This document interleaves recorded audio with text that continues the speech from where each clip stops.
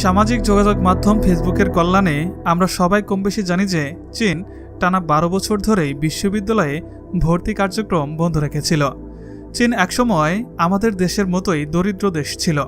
চীন অর্থনৈতিকভাবে নিজেকে শক্তিশালী করার জন্য এক যুগ উচ্চশিক্ষা বন্ধ রেখেছিল। চীন সরকারের বক্তব্য ছিল, এত ছেলে মেয়ে বিশ্ববিদ্যালয়ে পড়ে কি করবে, কোথায় চাকরি পাবে তারা? এত হাজার হাজার লোকের কর্মসংস্থান দেওয়ার মতো প্রতিষ্ঠান চীনে নেই। এই সময়টা চীন শিক্ষার্থীদের আধুনিক প্রশিক্ষণ দিয়েছিল নানা ধরনের ট্রেড কোর্সে। স্বল্পমেয়াদী ট্রেড কোর্স শেষ করে বাস্তব জীবনে প্রয়োগের মাধ্যমে স্বাবলম্বী হতে বেশি সময় লাগেনি।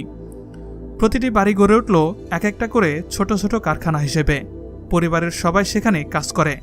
বড় ফ্যাক্টরি করার জন্য আলাদা খরচ করার দরকার নেই। ফলে পণ্যের উৎপাদন সক্ষমতায় তাদের ধারের কাছে কোনো দেশ এখনও পর্যন্ত পৌঁছাতে পারেনি। পৃথিবীর প্রতিটি দেশে চীনা পণ্যের প্রসার বাড়ছে প্রতিনিয়ত। চীন বর্তমানে বিশ্ব বাণিজ্যের এক অপ্রতিরোধ্য পরাশক্তি। উপযুক্ত মূল্য দিয়ে অর্ডার দিলে তারা এমন জিনিস বানিয়ে দেবে যার গ্যারান্টি ১০০ বছরও দিতে পারবে।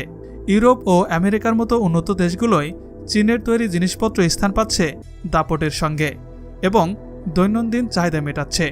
বাংলাদেশে আরএফএল, সিম্ফনি, ওয়ালটন সহ বহু প্রতিষ্ঠান এই চায়নার বদলতেই কিছু করে খাচ্ছে, যা বলার অপেক্ষা রাখে না।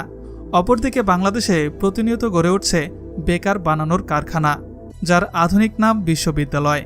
প্রতি বছরই দু একটা নতুন বিশ্ববিদ্যালয়ের কার্যক্রম শুরু হতে দেখা যাচ্ছে, আর বের হচ্ছে হাজার হাজার বেকার। দল বেঁধে পড়ানো হচ্ছে বিবিএ, এমবিএ অথবা চিরাচরিত সেই ডাক্তারি অথবা ইঞ্জিনিয়ারিং। এত বেকারের ভিড়ে চাকরি বাংলাদেশে একটি সোনার হরিণ। কর্পোরেট কোম্পানিগুলোও এটা ভালো করেই জানে।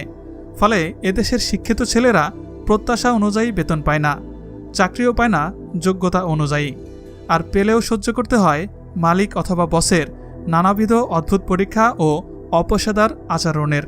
অবশ্য এর যৌক্তিক কারণও রয়েছে। আমরা মনে করি স্যুট টাই পরিধান করে কোনো কাজ করতে পারলেই বুঝি সেখানেই জাতির সফলতা। আসলে এটা একটি অপ্রকাশিত দৈন্যতা।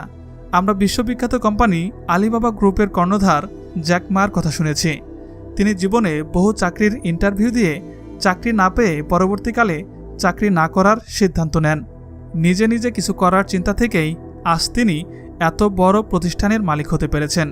একটু চিন্তা করলেই বোঝা যায় যে এদেশের অর্থনীতির জন্য সামনে খুব ভয়াবহ দিন অপেক্ষা করছে। কারণ যে তুলনায় প্রতি বছর উচ্চশিক্ষিত মানুষ চাকরির বাজারে আসছে, সেই তুলনায় চাকরির সুযোগ অতি নগণ্য, যার কারণে দেশে আজ শিক্ষিত বেকারের সংখ্যা ২৬ লাখেরও বেশি। এভাবে চলতে থাকলে হয়তো চাকরির বাজার ভারসাম্যহীন হয়ে পড়বে, যার প্রভাব গোটা দেশের উপরই পড়বে। ইতিমধ্যেই এর প্রভাব লক্ষ্য করা যাচ্ছে। যেখানে ইংল্যান্ডের মতো দেশে ১ লিটার খাঁটি সয়াবিন তেলের দাম বাংলাদেশি টাকায় ১৩৫ টাকা, সেখানে বাংলাদেশে ১ লিটার সয়াবিনের দাম ২০০ টাকা। কিন্তু মাথাপিছু আয়ে ইংল্যান্ডের ধারের কাছেও নেই বাংলাদেশ, যেটা দেশের অর্থনৈতিক ভারসাম্যের একটি ক্ষুদ্র বিপর্যয় বলতে পারেন।